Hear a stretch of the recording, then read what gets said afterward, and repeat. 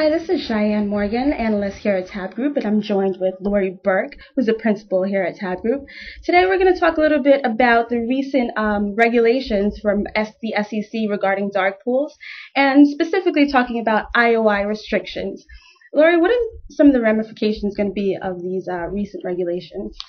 Well, actually, they're not quite regulations yet, but Right, they're getting close. Yes, the proposal's on the table, and as you know, the comment period is still underway. The SEC has suggested restrictions on IOIs, electronic IOIs between dark pools, actionable IOIs, on the basis of an uneven playing field, that there's information sharing in a dark venue that creates an uneven playing field for trading purposes.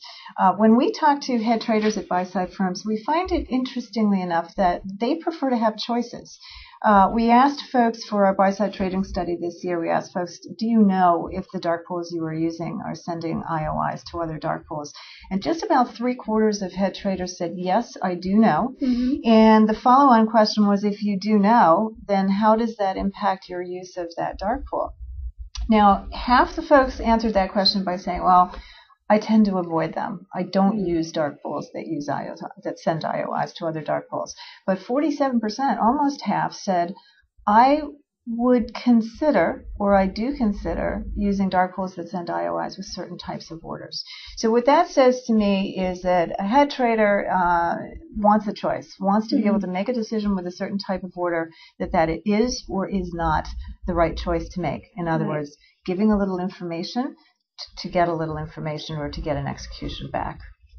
That's pretty interesting. One of the questions that often came up was, what exactly is an actionable IOI? And I think a lot of people are really confused with that definition. Can you explain that? Sure. To the extent that an IOI contains all of the information necessary to create an order, and this is part of what the SEC has addressed as well, which would be side and size and price. That is, for all practical purposes, from the standpoint of the regulators, an order. And that order can be responded to and acted upon with a live order that can result in an execution.